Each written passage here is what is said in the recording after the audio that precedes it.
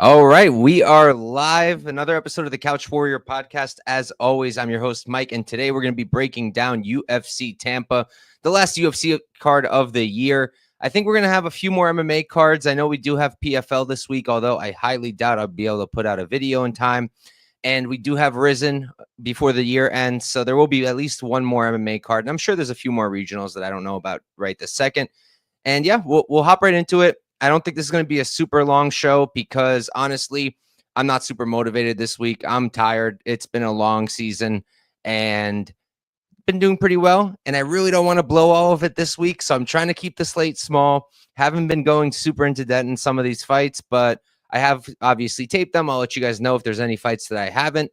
And let's do a quick recap of last weekend and then we can dive right in. So last weekend, money lines, I had Kaya Sakura plus 220. He never had a chance, it seems like. I mean, he had the puncher's chance, but Pantoja kind of cooked him. Then Nate Landwehr absolutely got demolished from pillar to post by Choi. Was not a good bet. Vicente Luque plus 140. That was a fantastic bet. He cooked him. Then Randy Brown plus 198, 1 unit. I would make that bet every single time. I think he lost. I don't think he got robbed. I think he lost, but I think he lost because it was his own stupidity of not getting out of that clinch. He was by far the better striker at range, and it wasn't quite close. He landed all the clean shots, the damaging shots. Battle wasn't really landing anything, but Battle was just able to clinch him up, and he just couldn't move. Maybe the 4 pounds of missing weight helped Battle, maybe. And as a fan of Battles, it kind of sucks to see him kind of just dismissing it. So kind of lost some fan points there for him. But yeah, that was a good bet, in my opinion. Just a terrible performance from Brown and just bad fight IQ. And then the Durden bet was bad. Plus 140. That was a bad bet. So my money lines were not great. I made 2 that were good, in my opinion. One of them cashed. The rest were not good. But then we cashed the big bet, the one that really mattered. The fight goes on Ian Gary Shafkat. I got that at plus 310. It cashed at for 2 units. So I cashed a profit of 6.2 units. That was very nice. And I rewatched the fight because I didn't get to see most of it live, and pretty good bet. I mean, there was only like a few moments where it seemed like maybe it won't hit, but overall, the read was good there. And then I had a parlay, chalky, Gone to win. So we had the Gone money line, parlayed with Stirling Evloev over. The Evloev Stirling over hit pretty easy. The Gone one, that was a terrible bet, terrible leg for the parlay. I thought that Volkov won that fight. Volkov got robbed. I mean, obviously, I'll take the money. I'm not the one who judges the fights, but I certainly don't think that was a good bet. Gone lost that fight, in my opinion. And then I hit the Bryce Mitchell, Kron Gracie fight doesn't go. That was nice. Plus 170 for a unit.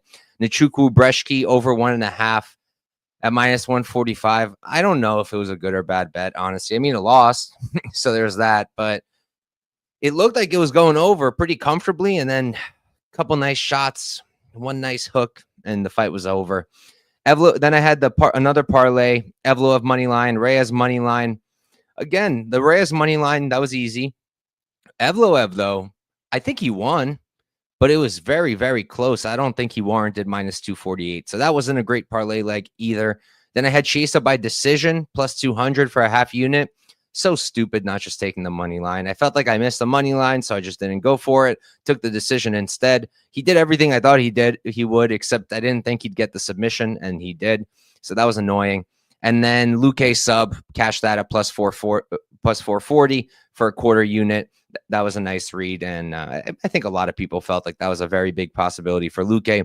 I wasn't the only one. Garimbo, the way he shoots, it just seemed like Luque would be able to capitalize and take advantage. So that's it. That was UFC 310. I think the total profit was 5.15 units. I will take it, and we'll move on to this week. So first fight of the night, we've got Piera Rodriguez versus Josefine Knutsson. Rodriguez 9-2-0, 32 years old, 5'3" with a 63.5-inch reach. Knutsson 8-0, undefeated. She's 28, so she's going to be 4 years younger, same height, and she's at a 3-inch reach disadvantage. She does have a very short reach.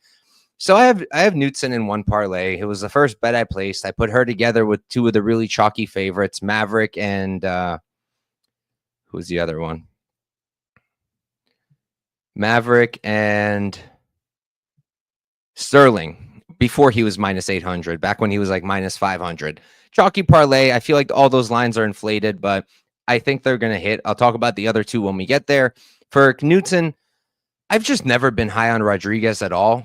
I never have been. I think she got a robbery against Machado on the Contender Series. And, I like Laura Sanko's commentary. I think she's good at it.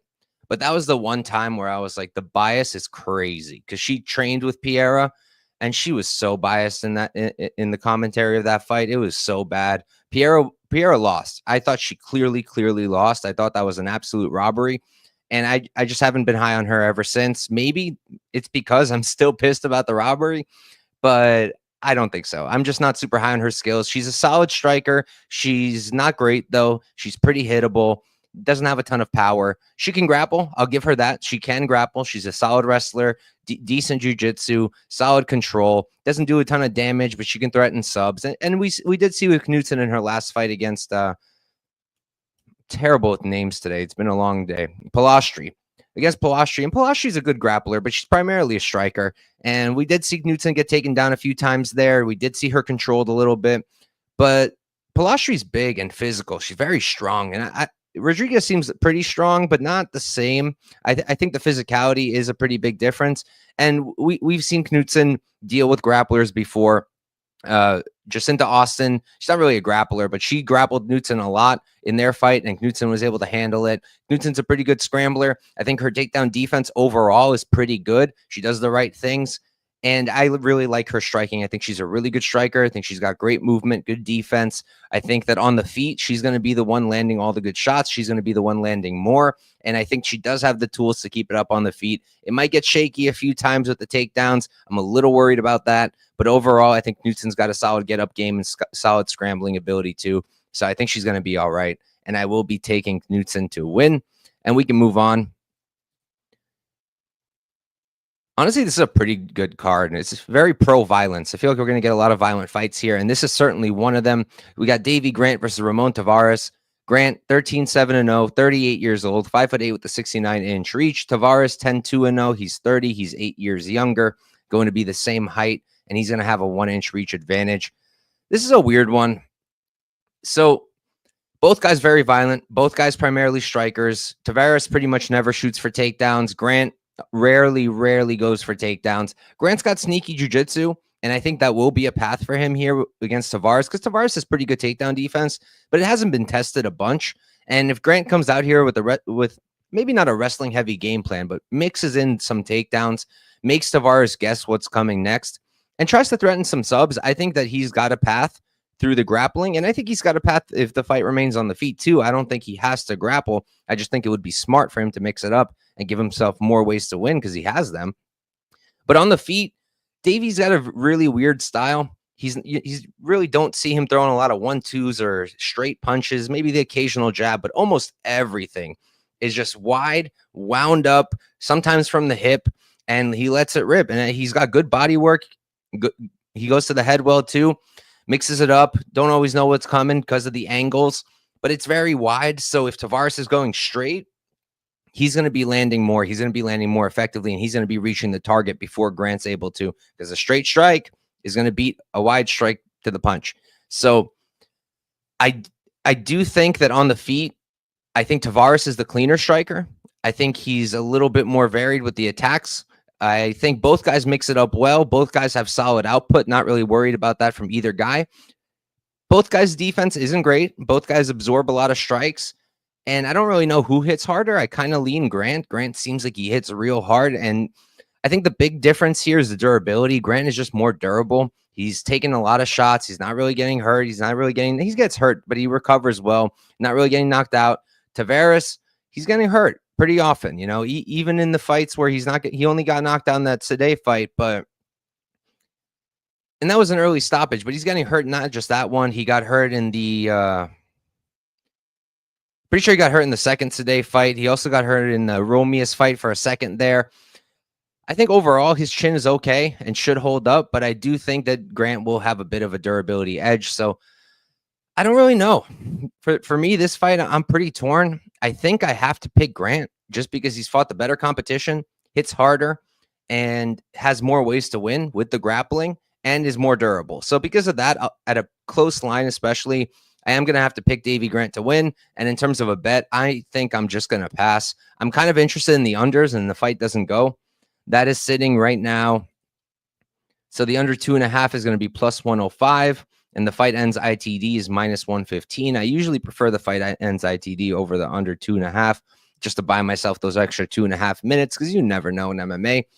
But I kind of like that. I like violence here because I know that Grant is very durable, but he is 38 years old, almost 39, and he's taken a ton of damage.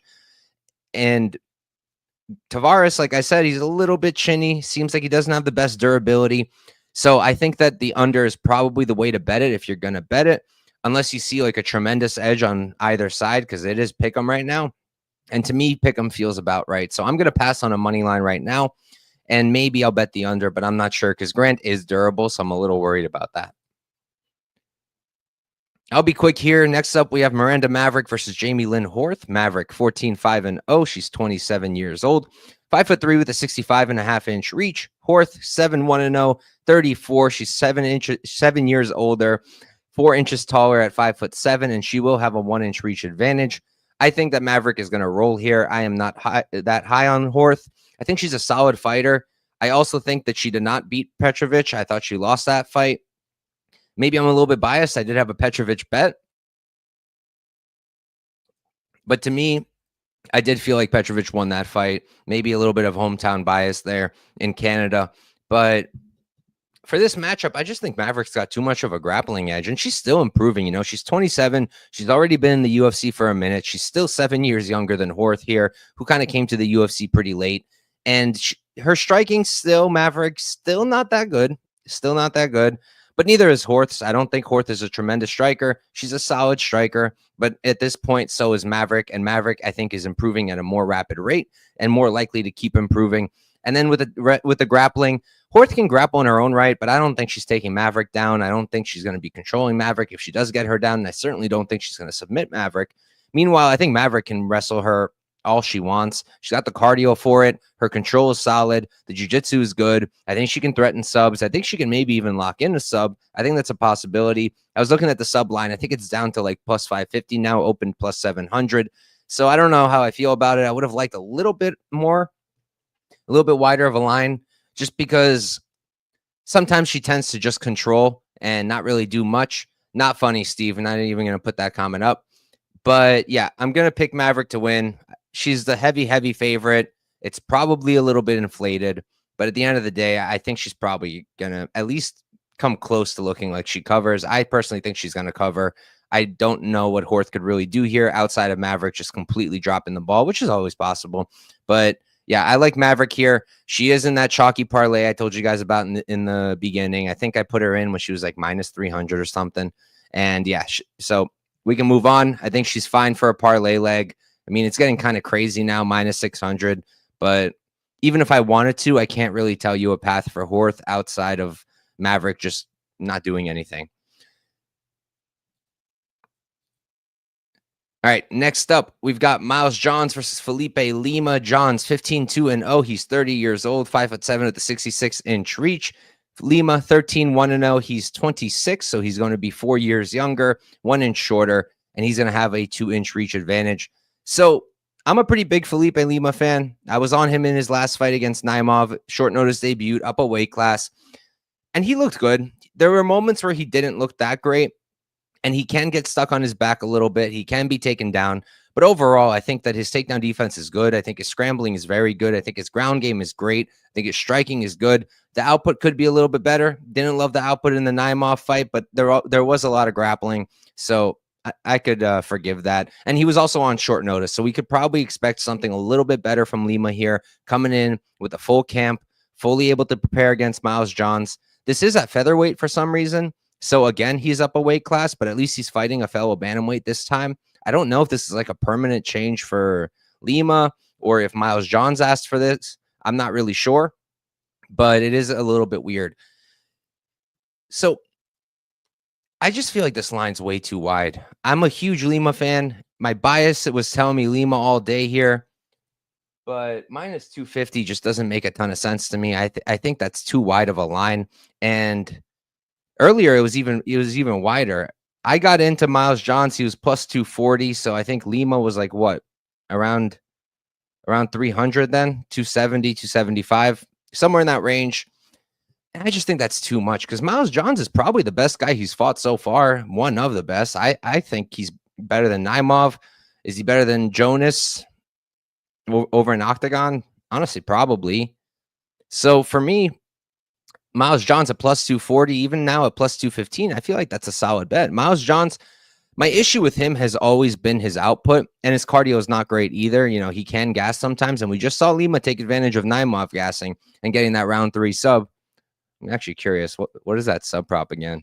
Because his round 3 sub last time was plus 5,000. Highly doubt they're going to make that mistake again. Yeah, they did not. It's plus 2,200 on Bet Online, which is still pretty good. But Johns is a good defensive grappler. I don't think a sub is super likely. I think that Johns isn't going to be easy for Lima to take down. I think Johns is the one who's more likely to take down Lima. I think that Lima could possibly get stuck on his back here. Johns doesn't have the best control in the world, but it's pretty good. And like I said, my issue with him has always been the output primarily. And that's still kind of a problem. But in terms of skill, I think his striking is good. I think he's a great striker and he's very powerful. And it's not like Lima has a ton of output either. I think he throws a little bit more. I think his attacks are a little bit more varied.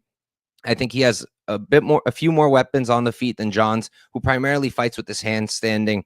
But I just think that Johns, it's a big step up, and Johns can land takedowns. Johns will be competitive on the feet. I don't think it'll be a blowout.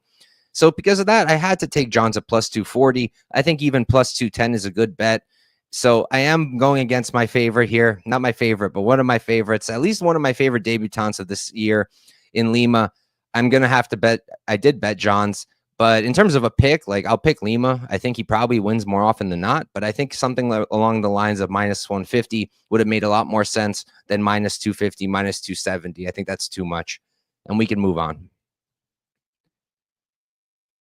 Another really good fight, in my opinion. We've got Sean Woodson versus Fernando Padilla. Woodson 12-1-1. He's 32, 6'2" with a 78-inch reach.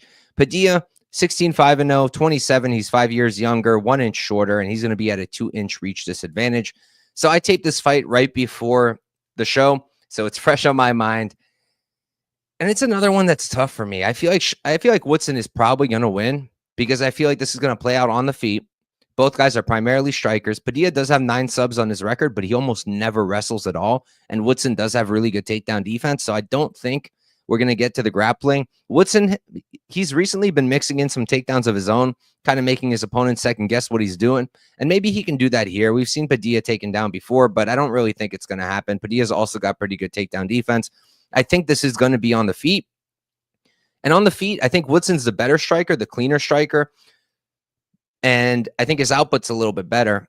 But I do think that Padilla's got more weapons on the feet. I think he's got a wider arsenal. You see a lot of knees, a lot of elbows, a lot of teeps, a lot of body kicks overall. You see a lot more kicks with the leg kicks. He's just doing more varied stuff. And you don't really see that much from Woodson. Woodson will throw the occasional knee, the occasional elbow, but not really. And the kicks, he'll do some kicking, but not a ton. And I just think that if Padilla comes out here and starts leg kicking right away, starts going to the body, I think that's going to be good for him. And also the thing I noticed with Woodson is Woodson will struggle a lot more if you can just back him up or give him something to respect, land some shots. You look at the Caceres fight, right? And in the first round, it was Woodson all day. I had Caceres there, and I felt like he might have won at the time. So would have been nice to cash that big dog ticket. I think he was like plus 170 or something like that, maybe even more. But if you put him on his back foot, you can start to have a lot more success. And if Padilla starts with the leg kicks, goes to the body, and just backs Woodson up, I think he's very live. I think he could have his moments. I think he can maybe even hurt Woodson. I think it's going to be competitive on the feet.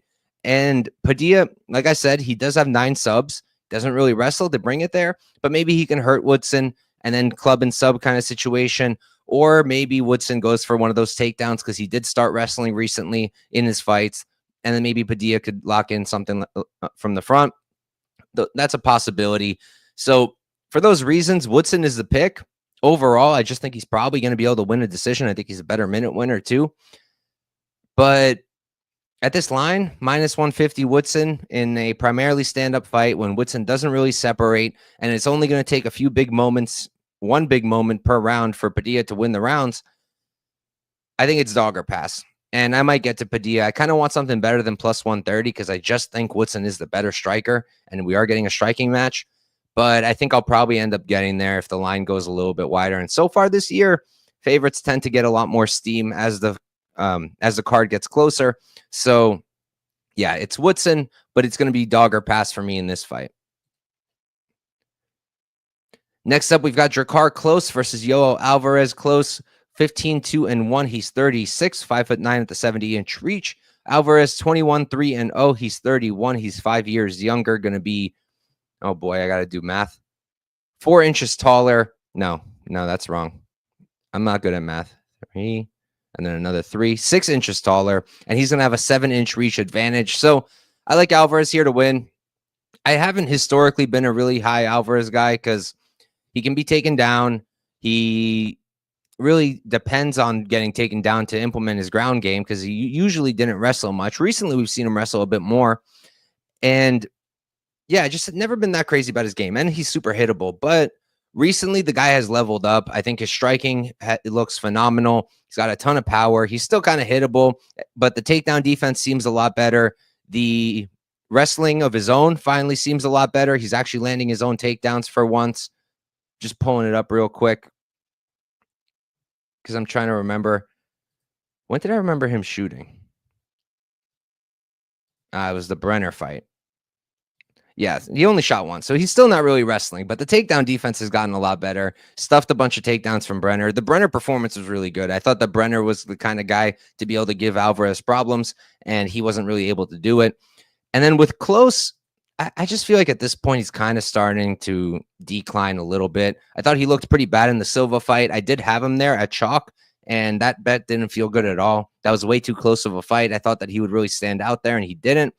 He's a good fighter overall. He's on a bit of a win streak in his own right. I think the striking is close. No pun intended. I think the striking is close here because Klose, this is going to get really confusing because Drakkar, he's also a good striker. He also has power. I just think that the range is going to be a little difficult for him to deal with. I think that the wrestling won't really be there. And it's not like he's a tremendous wrestler himself. He wrestles sometimes, often when he shouldn't, like in the Rafa Garcia fight when he was winning on the feet and then decided to grapple anyway. And that could play into Alvarez's game too. So here, like I can see a world where Klose does win because it will be a close fight on the feet.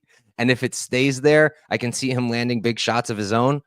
But overall, on the feet, he's going to struggle at range. Alvarez is a great striker now. The output is on point. The power is on point. Combinations are nice. He's got the knees that are really good.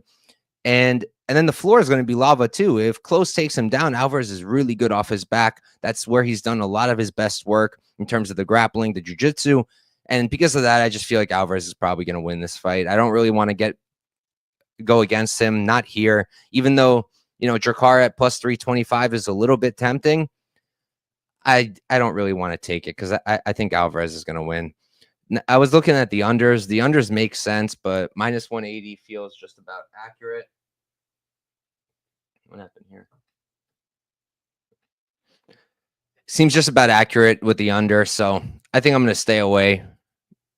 We'll see, but we can move on. Alvarez is the pick. Raw torque.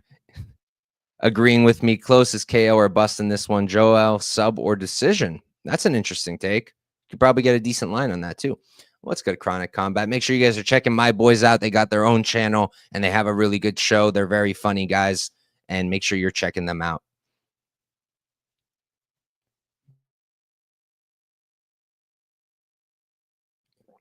All right, moving on. We've got Michael Johnson versus Ottman Azaitar. Johnson 22-19-0, 38 years old, 5'10" with a 73.5-inch reach. Azaitar 13-2-0, 34. He's 4 years younger, going to be 2 inches shorter, and he's going to be at a 2-inch reach disadvantage. Seeing Michael Johnson at like minus 180 in 2024 is pretty bananas.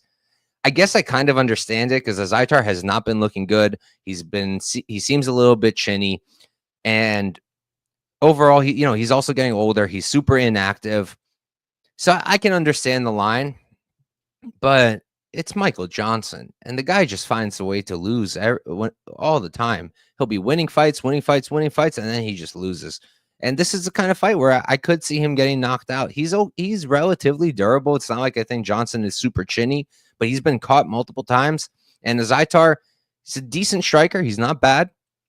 He's a little bit, he's not well-rounded really because there's no real grappling game. He's mostly just a striker, but he does hit really, really hard. And he is I would say he's a solid striker, pretty good.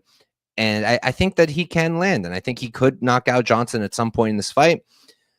But I guess I'll pick Johnson to win just because he's an elite striker. I think his striking is fantastic. I think that his power is solid. I think his output is good.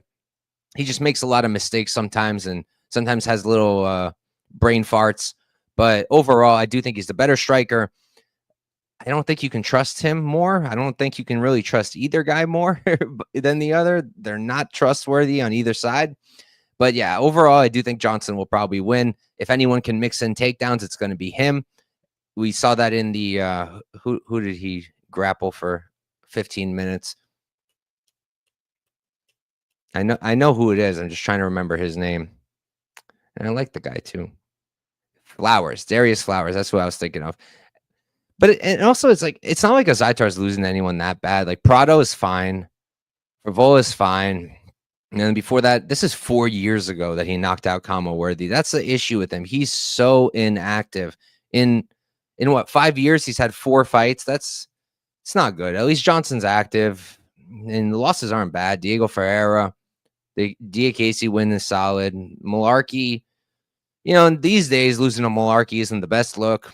2 years ago, that was fine. I think he should be able to win this fight, Johnson. I think that he is the much better striker. I think he's a better minute winner. I think he's the more well-rounded guy.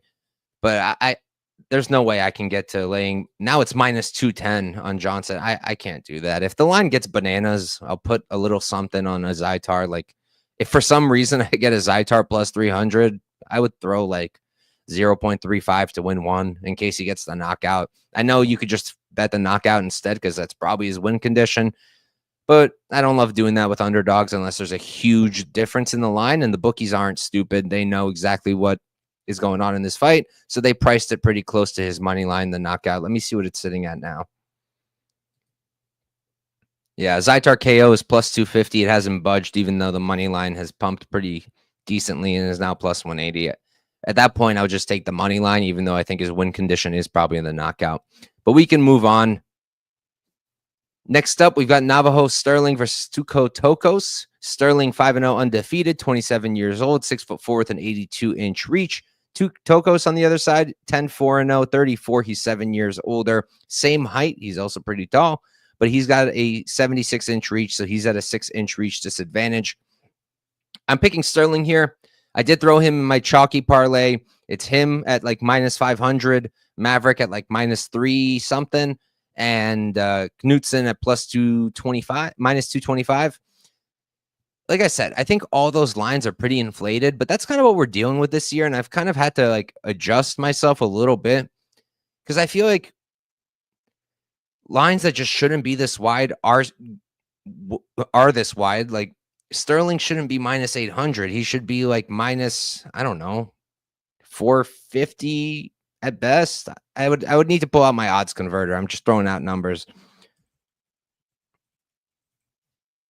Handy dandy odds converter. Not like Dogfather. I can't do it off the top of my head.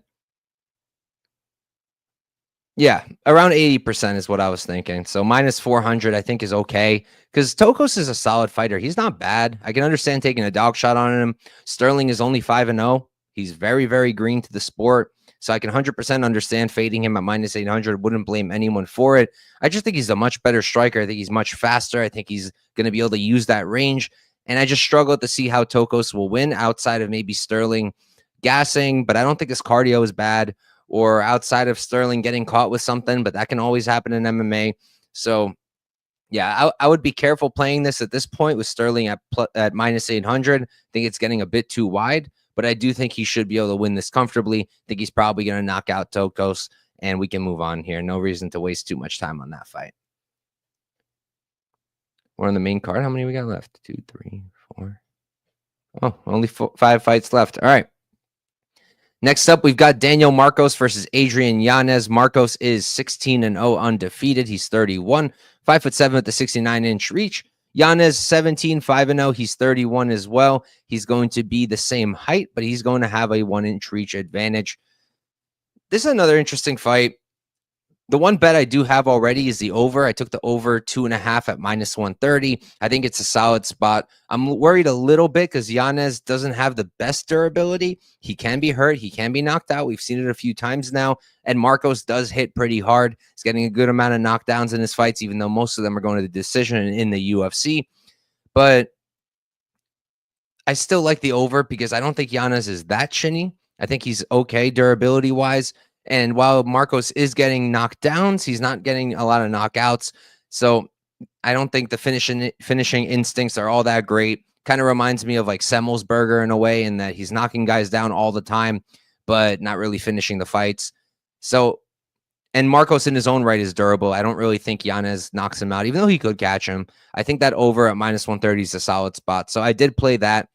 And in terms of a side, like I'll pick Marcos to win, just because he's taken less damage, in my opinion, and I think he's a little bit more varied in the attack. Yanez is primarily a boxer. You don't really see him use much of anything else. Don't really see knees. Don't really see too many elbows. Even I've seen him throw some elbows, and not too many kicks coming from Yanez. He's primarily a boxer. And Marcos, a little bit more of like a Muay Thai style, more knees, more kicks. So I think he's just got a little bit more of a varied attack. And because of that, I will pick Marcos to win. But this line's getting pretty nuts, and I might get involved at some point. Yanez is already plus 180, opened as the favorite, which is weird, but he's plus 180 already. At this rate, knowing what we know about this year with the line movement, I feel like he's probably going to hit like plus 250 by Saturday, and that's a bet that I'll have to make, and probably for a full unit, because that will be way off. I think even this is off. I think a more accurate line would have been like, I don't know. Again, going to need my odds converter. I'm thinking like Marcos like 60%. What is that? Yeah, -150. So I think that would have been better in terms of a more accurate line. But now he's -210, Yanez plus 180. And if he keeps going this way, I'll get to a Yanez play. But for now, the pick will be Marcos. But I think this is going to be a really competitive fight standing. And I don't think we're going to the ground. Neither guy's a grappler at all. So because of that, it's dog or pass. All right, next up, we've got Dustin Jacoby versus Vitor Petrino. Jacoby 19-9-1, 36. He's 6'3" with a 76-inch reach. Petrino on the other side, 11-1-0. He's 27, so he's going to be 9 years younger. He's going to be 1 inch shorter at 6'2", and he's going to have a 1.5-inch reach advantage. I got to go with Petrino here. I think that the line is a little bananas, -400 now almost for Petrino. No, -300. It got some... The other side saw some movement, so Jacoby's sitting at plus 250 now. Petrino -300, but still, that feels a little bit too wide. Petrino is good, but he's a little bit low output. He's very plotty, very flat-footed. And Jacoby, yeah, he's a little bit washed. Hasn't been looking great.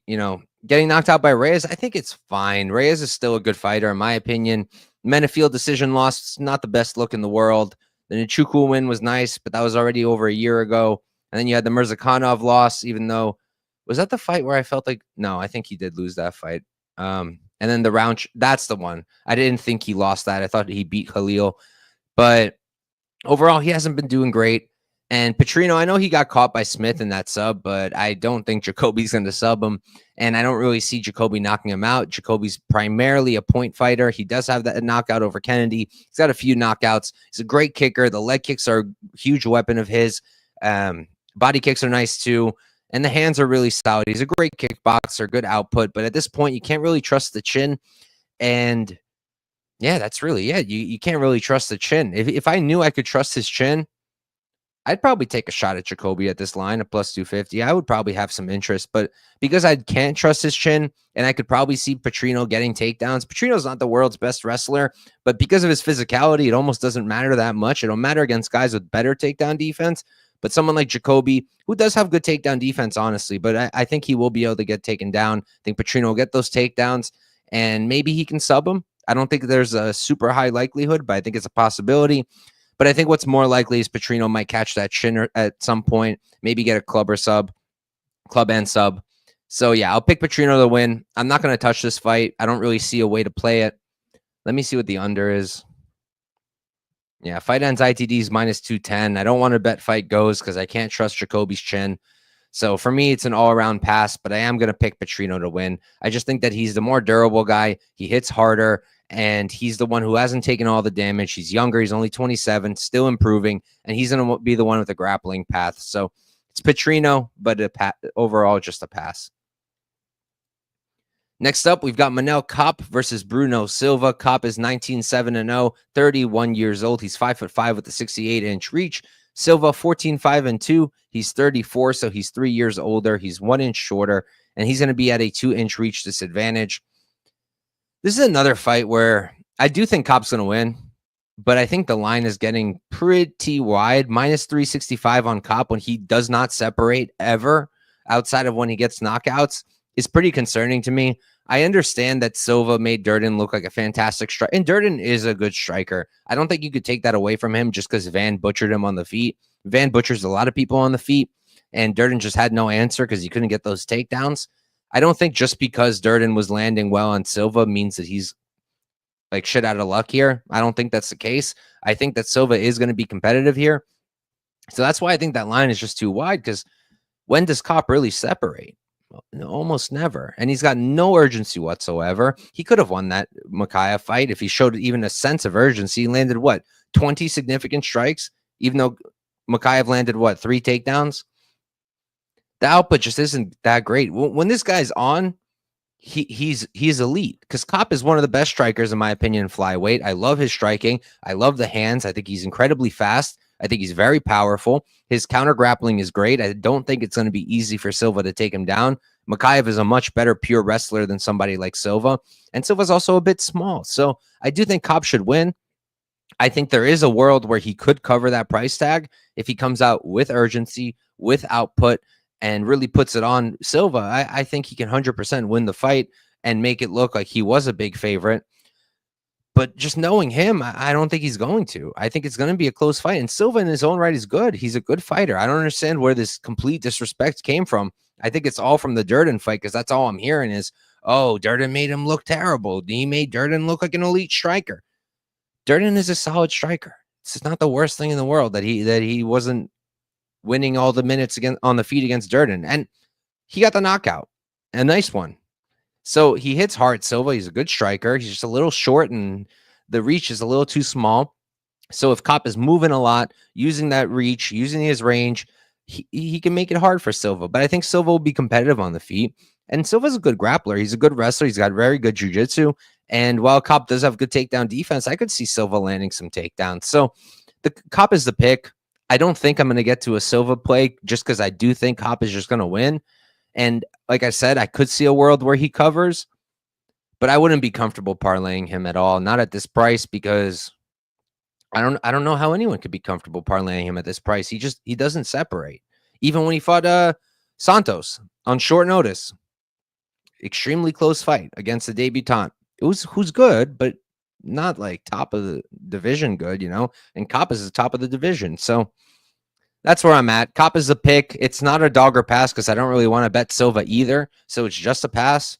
But yeah, Kape will be the pick, and we can move on to the next one. Let me see what the under is. I'm kind of curious. Under's plus 160 for the under 2.5. Fight ends ITDs plus 140. Yeah, I don't really like that, because I can 100% see this going all the way. Kape is durable, and Silva's relatively durable. So, yeah, let's move on.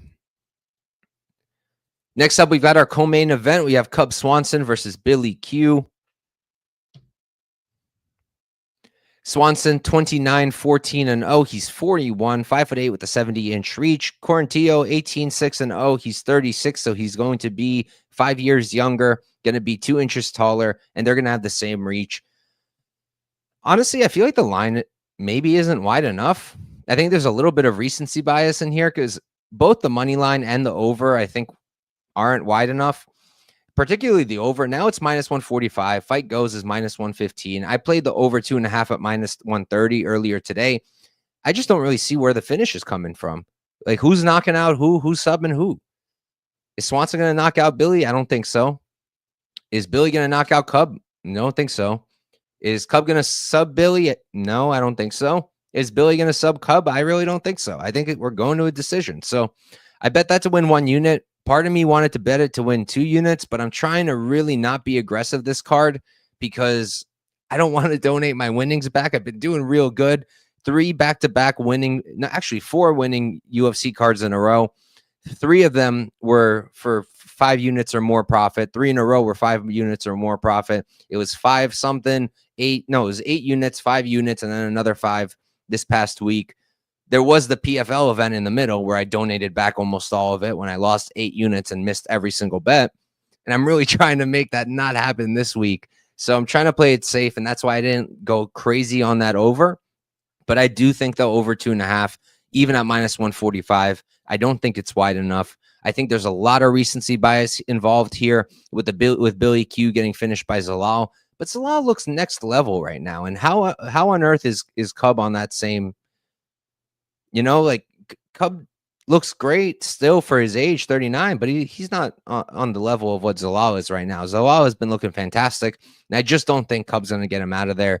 Now, I don't think the money line is wide enough either, just because I feel like Billy's probably going to have his way for the most part. Cub is a great striker, and he's got good takedown defense, but with the pace Billy sets, he's not as good of a striker. Swanson will be the better striker. His output is great, more clean, straight down the pipe. Billy a little bit wider with his strikes, and he's pretty hittable. So I can understand why it's where it's at. But I just think that everything mixed together with the striking, with the grappling, with the pace, with the forward pressure of Billy, I think Billy is going to win. Maybe it shouldn't be wider. Maybe the line's about right. That's probably why I haven't played the money line yet. So, yeah, for me, it's Billy to win. I do think Cub could possibly win because I thought he looked pretty solid in the Feely fight. I had him there at pretty big plus money. I thought there was a solid argument that he did win that fight. And if he keeps this on the feet and keeps Billy away from him, I could see him winning because he is a cleaner striker, like I said. But keeping Billy away from you is pretty hard. That's his entire style. So I do lean Billy. That's the pick. And the play is going to be that over 2.5. Even at minus 145, I like it. I got it at minus 130. Let me catch up with the chat real quick. So Holden Baldassi saying most confident picks and fights you won't be betting on. Are those 2 separate questions? Like, are you asking me what my most confident picks are and what fights I won't be betting on? Or are you asking me what my most confident picks are that I won't be betting on? I'm going to assume the first one and then let me know if I was wrong. So in terms of most confident picks, I mean, pretty confident in Maverick. Very confident, honestly, even though that never goes well for me. I probably just jinxed her. I'm pretty confident in Alvarez. I'm pretty confident in Stirling. And that's really it. I guess I'm kind of confident in Cop, but you can't trust the guy. You can't trust him. And what fights I won't be betting on? Almost all of them. I'm not betting on the Grant Tavares fight for now. It's going to depend on the line movement. I'm not betting on the Woodson Padilla fight for now. It's going to depend on line movement. Not going to bet the Alvarez close fight. Not going to bet Azaitar Johnson. Might bet Yanez. We'll see. Not going to bet Jacoby Petrino fight. Probably not going to bet anything in the Cop Silva fight. And I don't know about the main event yet. Still deciding there. And then Brandon B, what do you mean by units? Units is just your standard bet size, right? So if you go by the book, I try to. Not everybody does. That's why I said if you go by the book. And the book is not there's not just one book. So it's just what's accepted, right? So you have your bankroll. 100% of your bankroll. Let's say your bankroll is $1,000, right? And then you're going to be betting 1% of that, right? A unit is 1% of your bankroll. So $1,000, 1% is what? $10. Let me just double check so I don't seem like a complete idiot.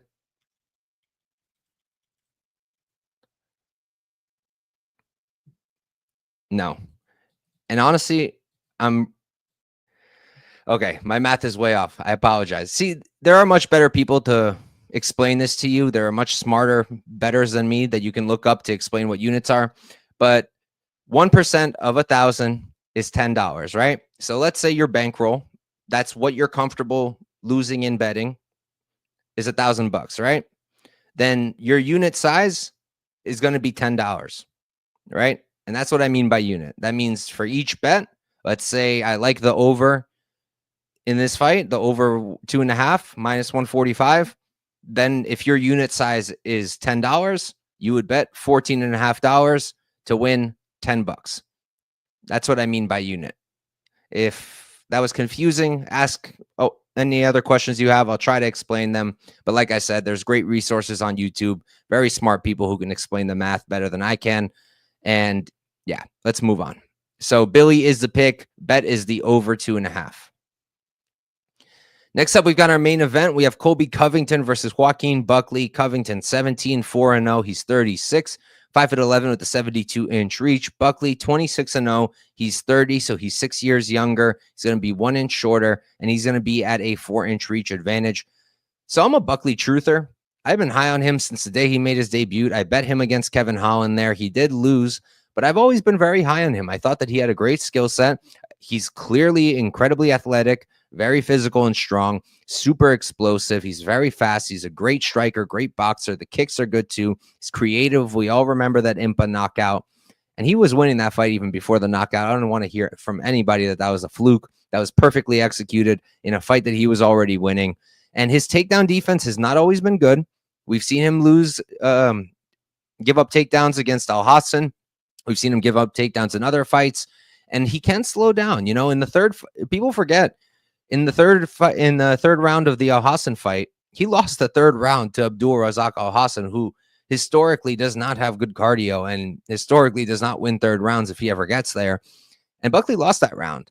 So Buckley slows down a little bit, and now we're putting him in a 5-rounder, which he hasn't done. I'm pretty sure he hasn't done, against a guy in Covington who, while he is getting older, he might be a little bit more washed and is not very active. Covington's gone 5 many times, and he's got great cardio. We know he can go 5 rounds in an absolute war like he did against Usman multiple times. The Edwards fight, not much of a war, that's for sure, but he did go 5 rounds there too. And I think I think that's kind of like, I don't know if you can make Buckley minus 280, getting close to minus 300 when he's never gone 5 rounds. We don't know if we can really trust his cardio that much. We don't know how it's going to look if Covington is really pushing the pace and shooting a lot. What's the cardio going to look like for Buckley in round 3, round 4, round 5? Is the explosiveness going to be gone? Is he still going to have it? Is he going to be slower? He slowed down hard in the Al-Hassan fight. He wasn't as explosive in round 3. He was giving up takedowns. And I just feel like Covington's pretty live here. I know everybody's really low on him after the Leon Edwards fight. And even the Masvidal fight wasn't super impressive. But at the end of the day, he's still got a chin on him. Still pretty durable. Can Buckley knock him out? Possibly, but I don't think it's super likely. He's got really good wrestling. And I just feel like he's going to be able to get some takedowns here. His striking isn't great. He's an okay striker. He could probably compete in certain moments, in certain minutes. But overall, Buckley will probably be leagues ahead of him in the striking, much faster, hits much harder, and just a much better pure striker than Covington. So on the feet, yeah, it's Buckley all day. If this was a kickboxing match, Buckley would probably be like 500, minus 500 or higher. But in an MMA fight, in a 5-round fight where Buckley's never gone 5, I don't trust Buckley's cardio, and I think he can be taken down. Kind of tempted on Covington, and I might do it. I really might. I think that if you like Covington, or you like me, you don't necessarily like him, but you think the line is just way too wide, I think you can also play the overs, the over 4.5, or the fight goes at minus 125. I think that's fine.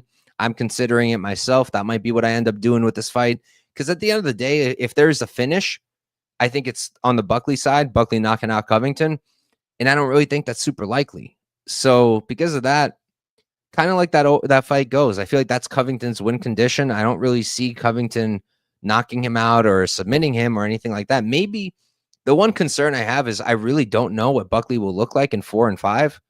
And what if he falls off a cliff and he doesn't have that cardio and he just completely gasses and then Covington's able to finish him late? That's a little bit of a concern of mine. So I don't know if I'm dying to play that fight goes. If I had some information on Buckley going in a 4th and 5th round, I'd feel more comfortable with it. but especially with Covington mixing in the wrestling and everything, I really don't think he gets a finish. But I just don't know how bad Buckley's cardio is going to be. Recently, he's been looking pretty good, and I don't have reason to believe he can't go 3 rounds, but 5 is questionable. So for me, I think Buckley probably wins. He's the younger guy, much stronger, much more athletic, hits like a train, better striker, has all the momentum going into this fight. He's on a nice win streak.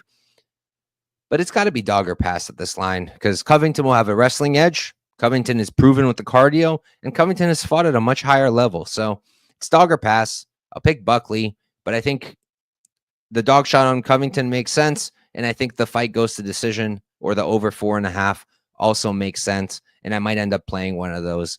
So that's it, guys. That is UFC Tampa. I will run through the picks one more time. I'll run through my bets one more time, and then we're going to get out of here. In terms of content you can expect from me this week, I will be doing my shorts as always tomorrow. So if you like those 1-minute shorts, you're going to get those tomorrow. I'm also going to be recording a bunch of other stuff tomorrow. And then on Thursday, I want to put out a PFL video, but I don't want to promise anything because I think the card is on Thursday, actually, the PFL card. Let me just double check that. If that's true, then I definitely won't have a video. No, it's on Saturday. So I'm going to try. Going to give it my best shot. I don't know if I'm going to end up having the time, but I'll try. And let me run through the picks, and then we'll get out of here. So the picks, Knutsson, Grant, I guess, but low confidence. Maverick, Lima, but dog or pass. Woodson, but dog or pass. Alvarez, Johnson, I guess. Stirling, Marcos, but dog or pass. Petrino, Cop, Billy, Buckley, but dog or pass. And then in terms of the bets I already have, I've got Johns plus 240 money line. I have the parlay with Stirling, Maverick, Knutsson that came out to plus 109 for 1 unit. That was when Stirling was minus 600, Maverick was minus 4, and Knutsson was minus 230. So you're not really going to get those odds anymore. And then the Billy Q over 2.5 minus 130, 1.3 units to win 1. Yanez Marcos over 2.5 minus 130, 1.3 units to win 1. If you want my bets, the moment I make them, they're in my free Discord. I post them right away as soon as I place the bet. I write a write-up. I usually have notes. I'm very slow this week with the notes. I think I've only put up 1 set of notes for the Padilla Woodson fight, but that's where you can find all of that. You can find my notes, my breakdowns, my picks, my bets, all on my Discord. The link is in the description of this video. It's 100% free. It doesn't cost you a penny to join. So check that out if you want my bets, or if you just want to check it out. We also talk fights in there. We've got channels for every promotion, for all the UFC cards.